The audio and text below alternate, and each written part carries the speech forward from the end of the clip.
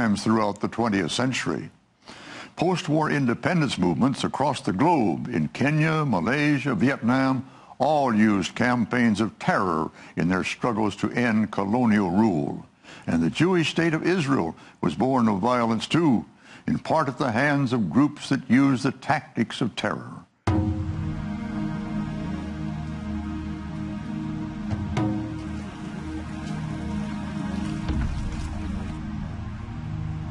One of these groups was known as the Irgun. Yosef Nachmias joined the Irgun when he was 15, becoming part of the armed resistance that was surfacing in the region. I had no choice. I had to fight. I had to take arms. Otherwise, I won't have a free state as I've got it today. Their aim, to force out the British, who ruled the area then known as Palestine, that was heavily populated by Arabs, and create a Jewish state. The Irgun actually had formed in the early 30s as an underground movement. It advocated armed struggle against the British, who earlier in the century had committed to creating a homeland for the Jews. Their objectives gained new urgency following World War II and the Holocaust. Thousands of Jewish refugees from Europe surged toward Palestine, straining the already fragile relations between Arabs and Jews. The British response was to close the borders to the influx.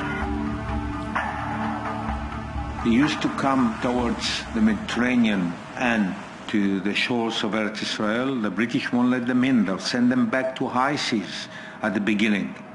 And many of our brothers were drowned after they escaped from Europe. They were drowned because the British won't let them in. And that's the reason that we thought that we must fight the British. It made the resistance movements even more determined. We used to smuggle arms inside fish barrels. There was salted fish barrels, and they used to bring it to my parents' house. My mother used to open and clean the weapons and all, and then they'll take it out. There were German weapons, Italian weapons, from all kinds. Whatever could shoot, this would be all right for us. The leader of the Irgun was a young Polish refugee named Menachem Begin. Begin advocated violence against the British authorities in Palestine using guns, bombs, and fear. It was a calculated move. Almost all terrorist campaigns before those in Palestine in the 1940s were localized affairs. But the Jewish terrorists went a step beyond that, and they played to an audience far beyond the footprints of the, let's say, the locus of conflict. But firstly to London, they played directly to the capital to try to influence public opinion further afield in a means to achieve their aims. They also, and I think fascinatingly, played to an audience in New York because the nascent United Nations had just been organized. And their acts of violence were directed or communicated at diplomats designed to put pressure on Britain. Begin believed that if the resistance could destroy the will and prestige of the British authority, they would depart, leaving the land of Israel to the Jews. Most in the Jewish resistance appealed to the Irgun to stand down. They wanted a diplomatic solution. The Irgun were described as terrorists not just by the British, who were their enemies, but also by the Jewish community.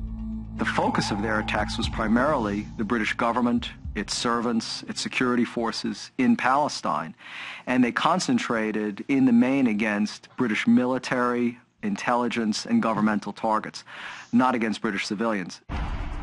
Begin's Irgun began to plan a major operation against a symbol of British power, the King David Hotel in Jerusalem. King David Hotel was the headquarters of the British Army and the British regime in Eretz Israel.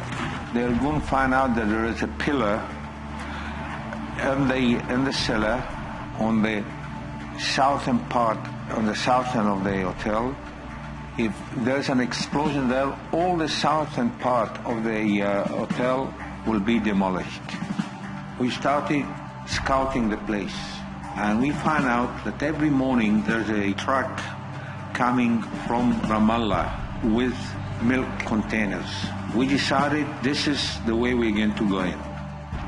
The Irgun claims that its violence was aimed at British symbols and that it often warned targets to evacuate before an attack to minimize civilian casualties.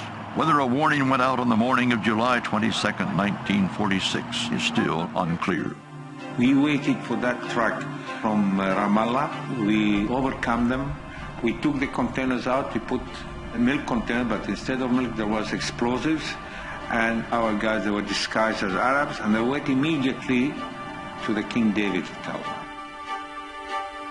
22 minutes after we left the place, there was a big explosion, and as planned, all the southern part was demolished, but unfortunately, people died there. 91 people were killed, most of them Arabs.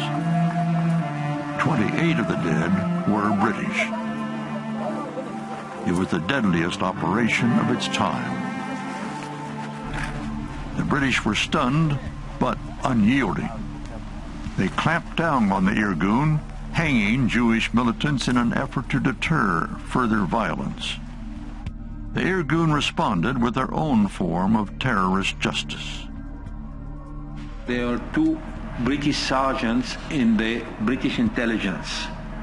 We kidnapped them, we sentenced them to death, and we told the British they'll hang our guy, we'll hang those two sergeants.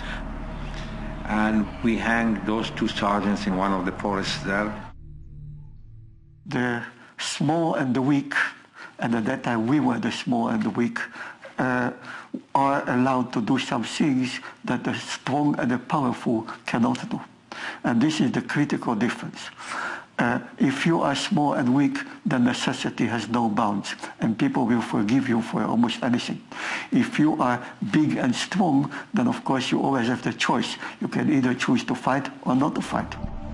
Ultimately, the British chose not to fight.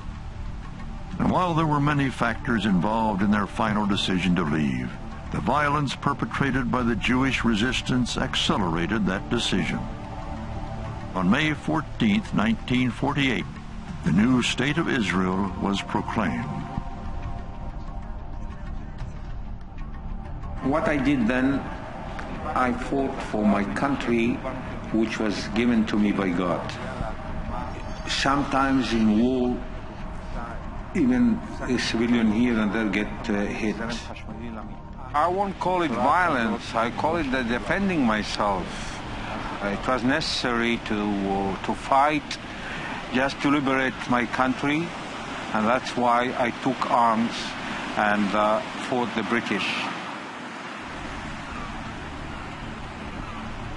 Probably the Irgun's lasting legacy on the general field of terrorism that goes beyond just the creation of Israel is that Begin himself, he understood the power of the media in transmitting a message. And this was a lesson I think almost every terrorist movement worth its salt since the 1940s has absorbed: the power of communication, the importance of reaching an audience outside the immediate locus of conflict, and transmitting a message as a means to marshal support, apply pressure on your enemy, but also as a means to try to spin the publicity one obtains from violence into a form of attention, then recognition, then respectability, then legitimacy, and then hopefully coming to power.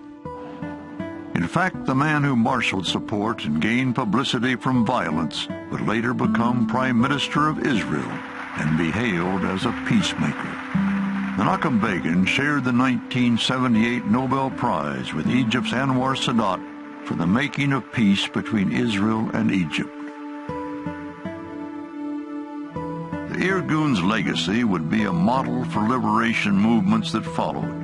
In the 1950s, the bloody Algerian struggle for independence from the French